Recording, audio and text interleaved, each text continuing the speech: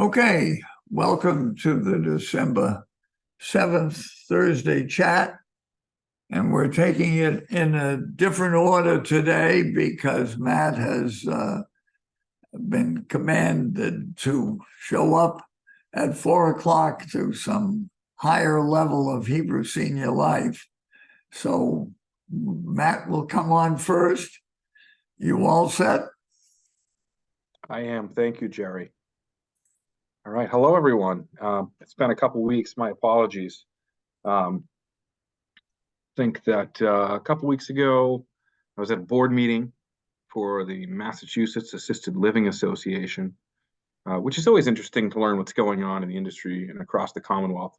It's kind of where you get all the juice and all the dirt. You're able to kind of plan and trend out for where we need to go and what kind of challenges are coming our way, what kind of opportunities exist at the same time. So really good to be here today. I certainly miss seeing you all.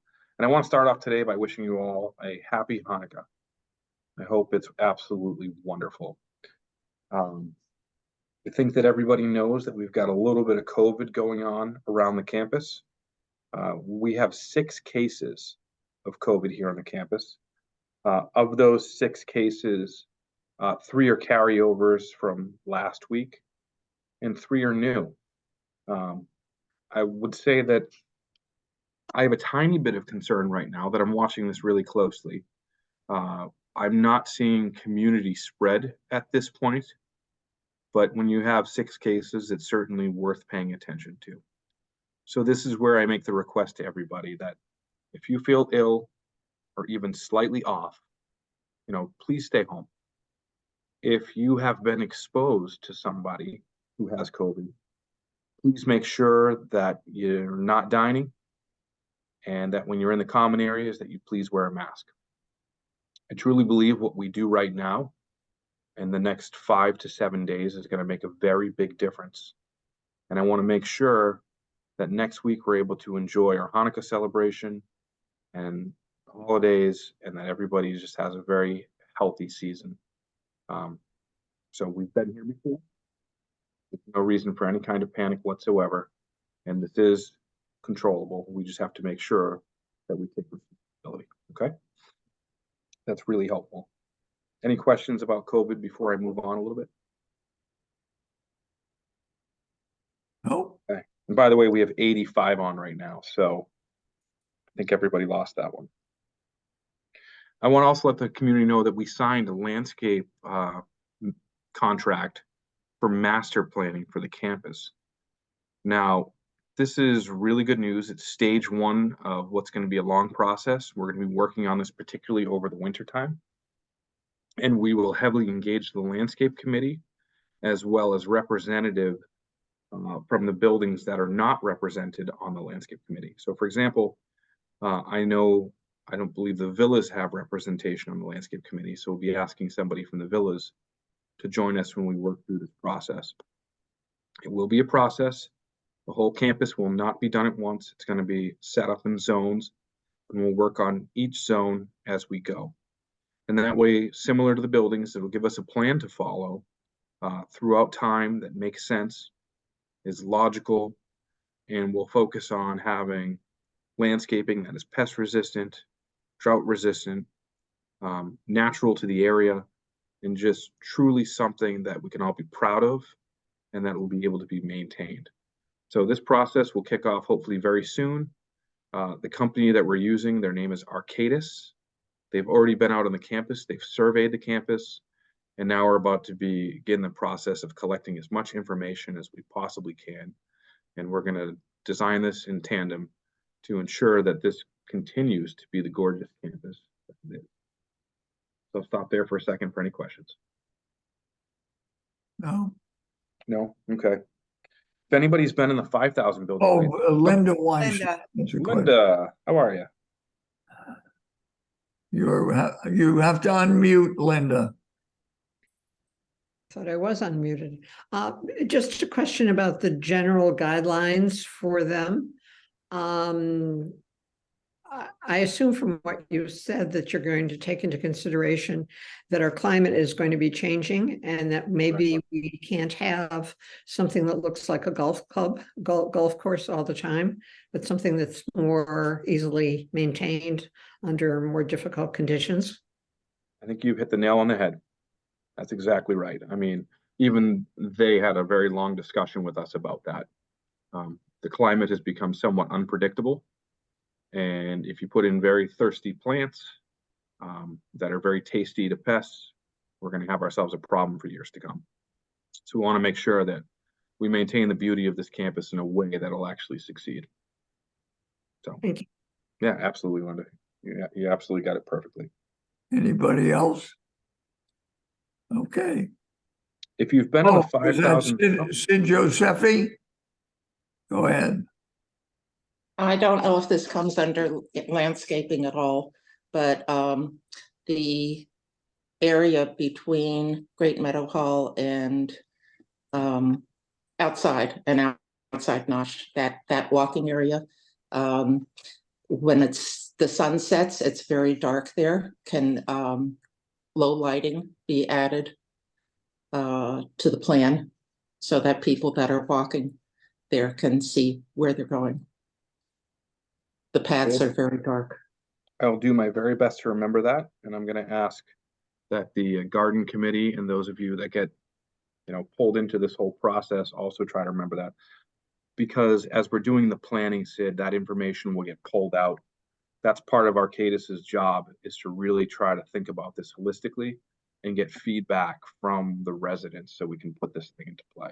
Yeah, That's a okay. perfect- It can just be low level lights, just to light the path so we see where our feet are going. That's an absolutely perfect example of the kind of work we're going to be talking about. Thank you. Yeah, no, thank you. Appreciate it. Sharon? This is just a follow-up to what Sid was saying. There are these concrete slabs in the back of Nosh I'm familiar. outside, and I'm hoping that is on the plan. They are dangerous to begin with. There's also a metal strip that separates the flagstone from the grass that sticks up a little bit. So that area can be dangerous, and I don't know what purpose those sarcophagus serve, but if they can be looked at and probably removed, it would give us more space back there for concerts and so forth. I'm laughing, Sharon, because it's the same thing I've called them over the years. I'm always like, what are these? All right. Whether that's part of the landscape design or not, Sharon, is something that I'm well aware of. Okay. We're going to have to address that. They're sinking. Thank you. Yeah, thank you for bringing them. Any other questions in regards to Anything the else? Yeah, I don't see anybody. All right. So if you go into the 5,000 building, you'll see where the elevator is down across from the bank. The elevator company has built a temporary doorway. They're inside that space. They've been working quite a bit. They've removed the old jack. So that old jack is now being pulled out. I think today is the last day of that work. And we're anticipating having the new one here the end of December, early January, and then they'll start the installation process.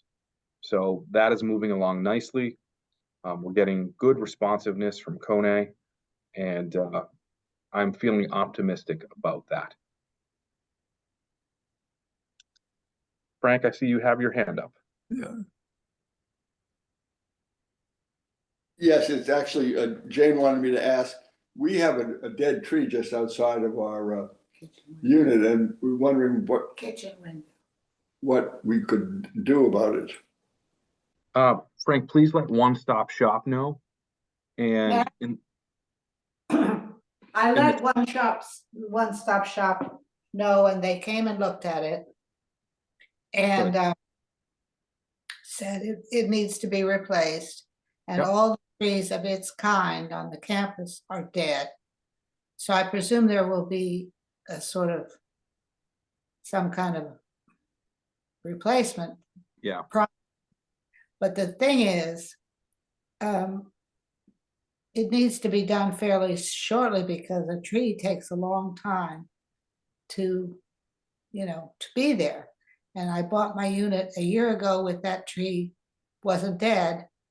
And now it is in all its fellows as well. But when you look out the window, it's kind of depressing. Thank you for sharing. They I know we came, have, I called One Stop Shop and they came very quickly. Good. And said it has to be replaced. But my question to you is that going to be sort of a campus-wide activity that all these dead trees are going to be replaced of this particular kind? Yeah. Because there's some in the garden as well. So I know that we usually do tree removal in the spring. Okay, Usually I think Tree Tech is usually the ones who we have out that take care of that. okay. But I also And- see Fernando has his hand raised, so I'm Go ahead. wondering if he has a more in-depth answer. No, he just. Yeah, hello. Oh, you're We in. are looking at these trees on campus. What you might think is a dead tree might not necessarily be dead, believe it or not. We do have our eye on all the trees around the campus. There are some that are dead. I'm not sure if that one is one that we know about or not. We will look into that. But as I said, we do keep an eye on all these trees, and it might look dead to one person might not think it not be dead. So we do keep an eye on them, and we kind of let nature take their course to an extent too, before we will go ahead and just start cutting down trees.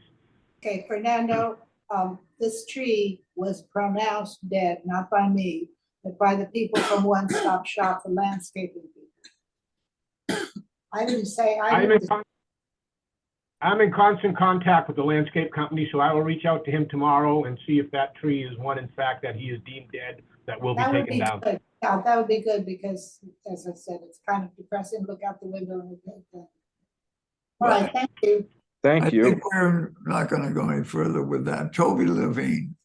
Hi, so there, on the walkway toward Great Meadow Hall, on the left, there are two windows that are seriously broken that have had signs on them for quite some time that say that new panes have been ordered. Can somebody tell me the status of that order? Because it seems like Yes, we've they been have waiting been. for a long time for those panes. They've been ordered, and unfortunately, it's taken a while for them to come in. Those are Pella windows. They're actually proprietary to Pella. We can't get them from anywhere else, but they have been ordered. Yeah, but that's a Okay. very common thing with Pella. A little slow to reply on these things or have the stock come out here, but Okay, go ahead, Matt. okay. Next Tuesday, December 12th, you may see some activity around Great Meadow Hall. And I just want to let the community know that we're doing a holiday gathering for our employees. And so you'll see a lot of employees going in and out of Great Meadow Hall. Some people might say, what's going on? Why is everybody here? That's what it is. It's just an annual holiday gathering and an opportunity for us to say thank you and appreciate our employees. And along the same lines, I want to remind everybody, please keep filling out those impact award cards that are at the front desks.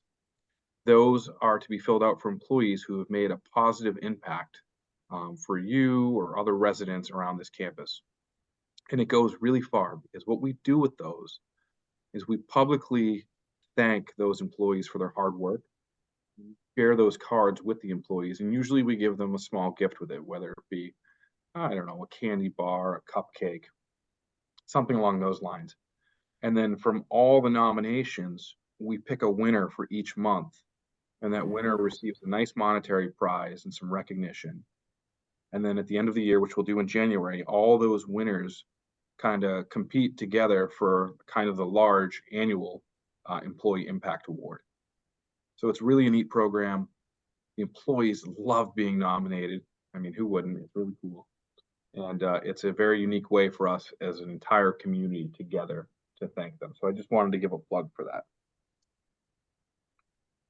So I'm really lucky to have Kendall here with us taking, well, nobody can take Lynette's place, but filling in for Lynette while Lynette is out.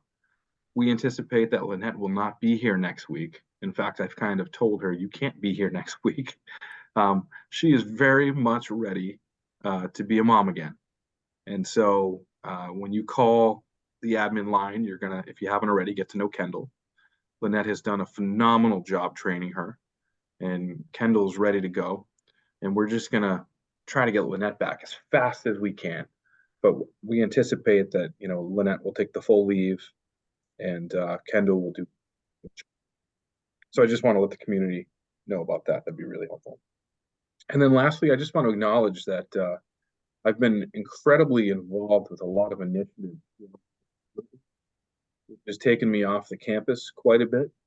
And so it's become really hard to manage my schedule, and Lynette and Kendall have done a great job with that. So if I'm not at your meetings or some meetings and things like that, please know two things. One, it's just temporary, and I'm working through a couple things with HSL. Good things, by the way, good growth opportunities for me and the organization. And two, I'm still on top of absolutely everything. I have the team reporting back to me. I've got the emails pouring in. I'm just having the team pick up a little bit more of the pieces. So I'm sorry for not being around as much as I'd like to be. I will certainly look forward to a time when things slow down a little bit and you'll see me back in the community a little bit more. So with that, happy Hanukkah, and I'd love to open it up for more questions. Any more questions for Matt? He's leaving shortly.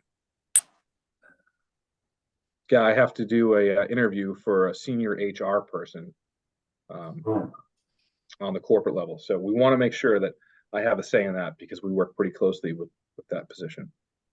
So Barbara Nadich, go ahead. Matt, I really don't know why you're suggesting that Lynette take next week off. I understand that you're an EMT and Jessica is a nurse, so why Yeah. bother? Because poor Lynette, just making her come to work at this point is just cruel. She has that baby is so far down in the canal. I'm surprised when she she- can walk. She showed up this morning and I said to her, "Are you serious? Like, I really didn't expect to see you today." Agreed. She's such a trooper. It's unbelievable. Anybody else before Matt leaves us?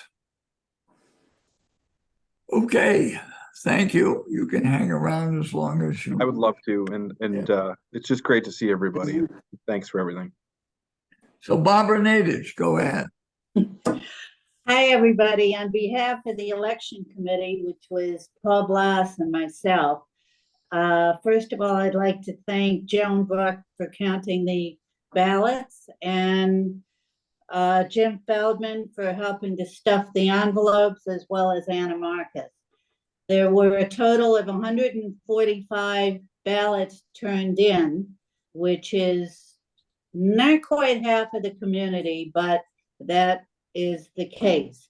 At any rate, the winners are for the 4,001 and 2. We have Frank Bachner, who is on, if you don't know who he is. For the cottages, we have Sid Giuseppe, who was a writing candidate, and that was after Charles De Vega decided that he was not going to run. We do not have a representative for the 5,000 building. There are the two reps at large that ran were Bob Orkin and Charlie Small. One of those individuals will be appointed to the 5,000 building, but keep in mind the 5,000 building does not have a representative as such.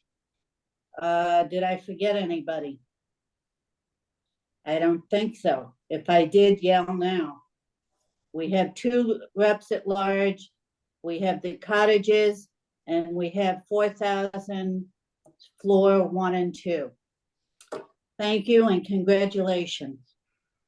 Any questions? Yeah. Don't see any, Barbara. Move on. Mitch Freeman.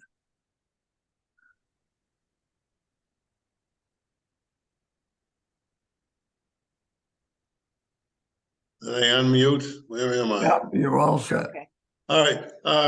As you probably saw in the emails, I sent out some emails about live entertainment that's going on in the Boston area. And I've noticed people came up and approached me because I don't go to all venues and things I might not be interested in. And one of the things was the band at the Huntington Theater. and a lot of people said it was very good. And I went online and not that many tickets left. But the thing is, I want to point out, when you see a show, it's entertainment, put out an email so the rest of the residents here will know about it. These venues no longer advertise, so it's all word of mouth. And only the big venues in Boston, all these small local ones don't, like the Huntington, they don't do it. And Newbridge has buses that go to the Huntington and maybe some of the other ones. So they do supply for certain venues a bus to go.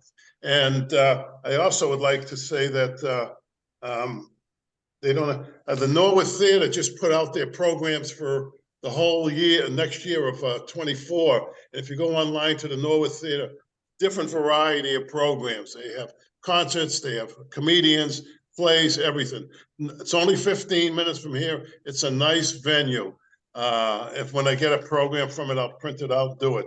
So that's a nice send you out. So if you see a good play or show, put an email out. Let the rest of us know about it. Because I say they don't advertise anymore and it's only word of mouth. So it just takes an email to let us know. And the other quick thing there, when I came last week about couples not inviting solo people and just other couples, a couple invited me for dinner tonight. So that's a start. And remember, there's 140 solo women, 35 solo men. That's 175 solo people in Newark. So make your dinners more interesting by inviting some of the solo men and women to these, instead of just having couples with couples. Thank you. Okay, thank you. Carol Mullen.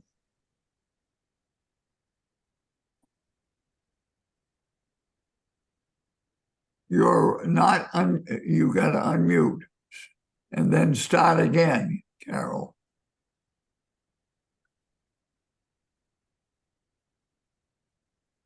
Okay, can you hear me now? Yep. Okay, good. Okay, I'm going to talk about two television stations that I have been watching for about a year now, and that have made a big difference in a lot of ways of how I see the world, especially the Jewish world. And they're both stations that deal with Israel and Jewish culture. And I've sent notices out, and I will again, about these channels on our NVOC residents. But I wanted to do it because there's been some questions on how to do it. And in fact, I called Comcast. Jessica Coleman called Comcast, because I didn't understand how come I can get these programs and a lot of people can't. And one of them, and I'm going to hold this up just so you can see. It's I don't know if you can see this. One is 1684, channel 1684 and 1118. The 1684 is a station called JBS, Jewish Broadcasting Services. It's a station that's a derivative of another station that's been around a long time, because I do remember watching it years ago. And it has things like Shabbat services from Central Synagogue and from an Orthodox synagogue. It has commentaries like history lectures and Talmud class. It has lots of Jewish culture. But it does feature 2 times a day ILTV, which is very good Israeli news. And I would encourage, if you really enjoyed Bob Orkin's lecture today, which I think all who was there learned something that we didn't know, and develop, because information is so important today in the world we live.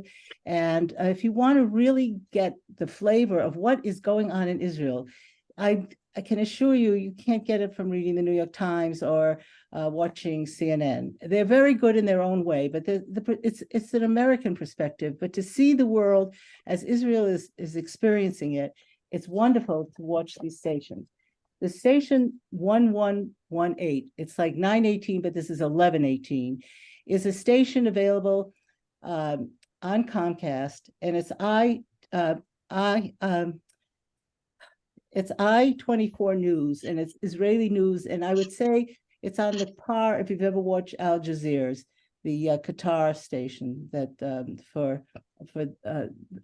that I think that Israel is putting out a wonderful program. And you get information. I'll just share one thing. For example, I learned, this is as of maybe 5 days ago, that in the months that Israel has fought this war, they haven't lost one tank. Isn't that incredible? Because their new tanks can actually, like the dome of the rock, they can shoot off missiles coming at them. They're damaged, but they can go out in several hours and return to battle. I mean, there's so many things you can find out by watching these stations. But the way you can get it, if you don't, is to call Comcast yourself. Unfortunately, that's what you have to do. You have to call Comcast yourself. And I was told by Comcast that the JBS station, if you have any kind of a program with them, any kind of you pay for a package of any kind, you should be able to get this 1684 in your package. But the 1118 station is one that you might have to pay for, and it costs $20 a month. And I recommend it. I'm sure some of it goes to this Israel station, so you're supporting something for Israel.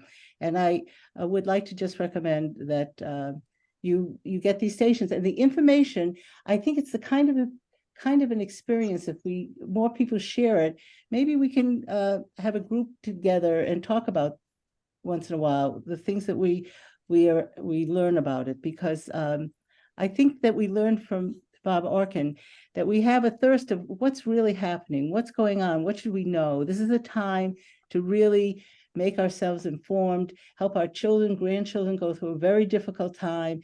I think it's important that we become informed. So that's what I have to say. Thank you. Okay. Thank you for that information. Linda Weinstein.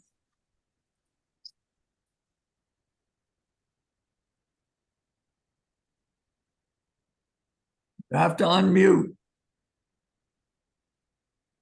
Again. Sorry. Okay, very briefly, this is just an update from our dining committee. Our hardworking chair, who spends really hours working through details before we have meetings, Peter Helfrin, just asked me to say a few words about our last meeting, which was yesterday. We meet for 2 hours once a month. There's a lot to talk about when it comes to food. And this last time we did an assessment, for example, an assessment of the new menu rollout. Several members of the committee passed on comments from several of you about how they felt about that. It was generally very favorable. We had a lot of explanation and something to look forward to in terms of staff's ideas for reinventing and rejuvenating NOSH. Hey, And Debbie Smith, listen, there's only going to be 4 tonight.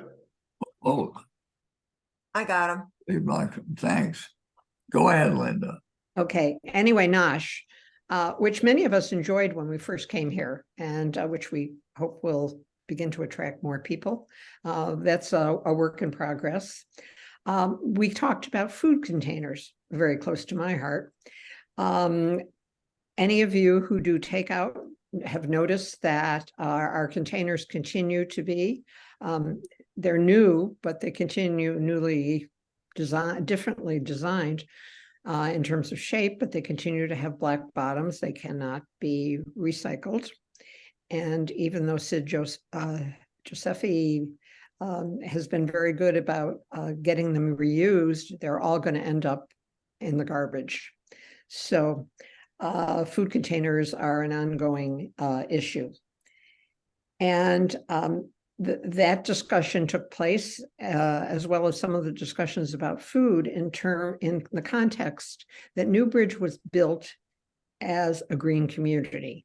And so we already have an imperative to continue to make it as green. And Matt talked about landscaping. Food is another issue. So thank you. Okay. Faye Bushgang. So I want to tell you that in 2 weeks, on December 21st at 1:30 p.m., we will have our annual Christmas Carol sing-along in Great Meadow Hall.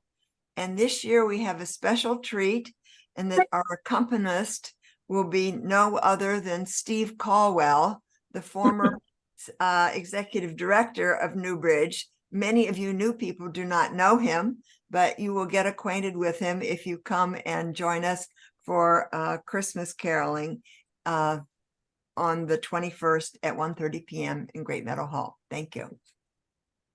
Thank you. Tara Fleming Caruso. Thanks, Jerry. I just wanted to announce that this month's educational session, and the sessions are all about supportive services that you as members can avail yourselves of, is about our outpatient therapy clinic. It will be facilitated by Sarah Charest.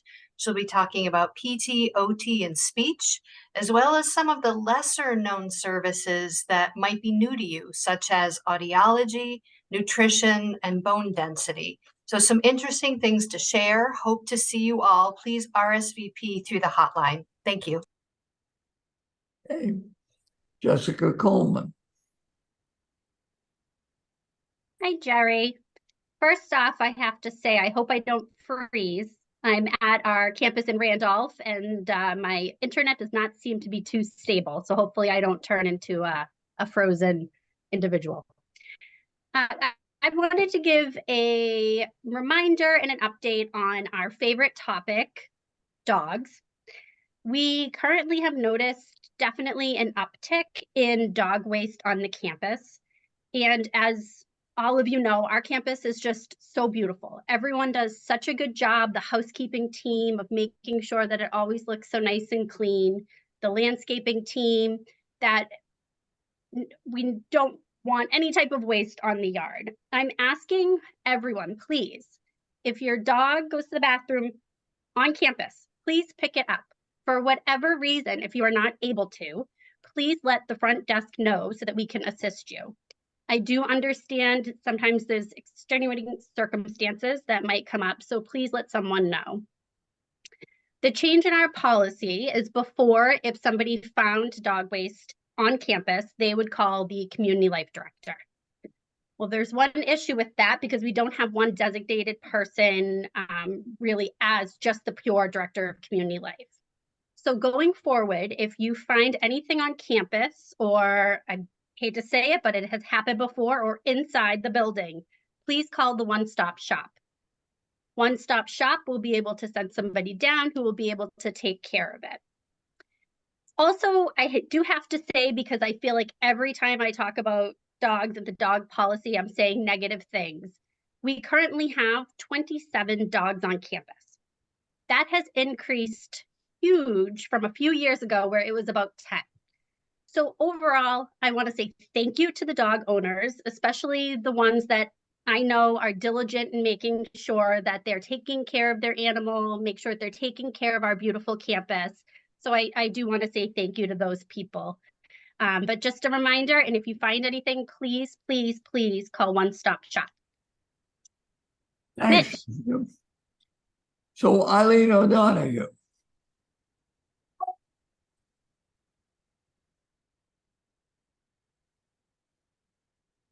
Oh, we had some questions. I see. Well, why don't we take it? So Mitch Freeman and then Dean Marchline.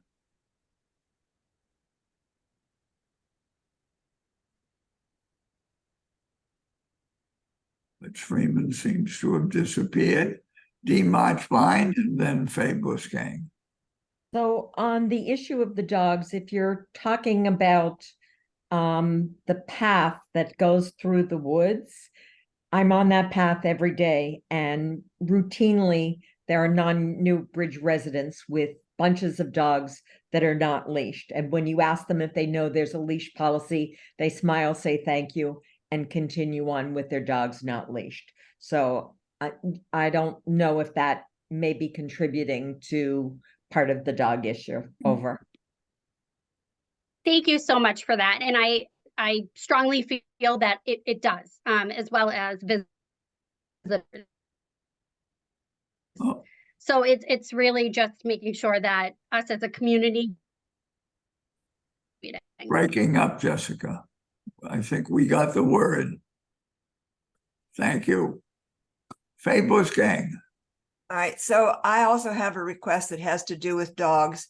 My apartment is right at the beginning of the courtyard towards the villas, and I am always getting people with their dogs, and they allow them to urinate there. They aren't necessarily making a mess, but I feel that's not very good for the grass that's right in front of my apartment. And I would appreciate it if they would take their dogs a little further out. That's all. Thank you.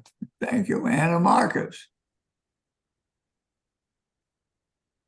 I'll unmute you. Go ahead. Anna? I'm concerned about dogs in the building on leashes. I have twice almost fallen because people have the leash way out, long. And if you're gonna walk with your dog in the building, keep them close to you, please. It's not safe. Okay. Anything else on these subjects? All right, we're ready for you, Eileen. Go ahead. Hi, everybody. Happy Hanukkah. Thank you, first of all, for all your well wishes. I am back from Ireland and everybody is doing well. And it's just as rainy and cold over there as it is over here. So you're not missing anything, but it was good to get home. So thank you. Just a few things going on. We actually have a very busy month here in December. So first of all, just to let you all know that the potato latkes in Centro and Nosh will be added as an extra side dish to the menus for the entire time of Hanukkah. So if you go down to Nosh or Centro, just ask for the latkes and you can just order them either as an appetizer or as a side or any way you want them. We are also hosting next Monday, Fish Night in Nosh. So as you heard from Linda, we are working behind the scenes trying to organize Nosh and develop Nosh into a restaurant that hopefully that you will all enjoy. But we're trying some things in the meantime. So I don't know if you see this poster, but we have a nice poster and you will see it on the communications, and it is for Fish Night in Nosh. So I hope to see you there. So it'll be a good night. Also, just to remind you all that Tom Roberts, who is our culinary manager, has started to dry age some sirloins since last week, or a couple of weeks ago. And it will probably be on a special on December 20th. So whoever is interested in the dried age sirloin, we have them working right now, just an FYI.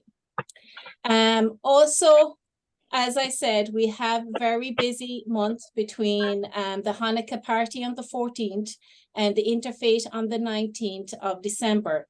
But I would also like you to keep your dance cards ready for New Year's Eve, because we'll also have a New Year's Eve gala.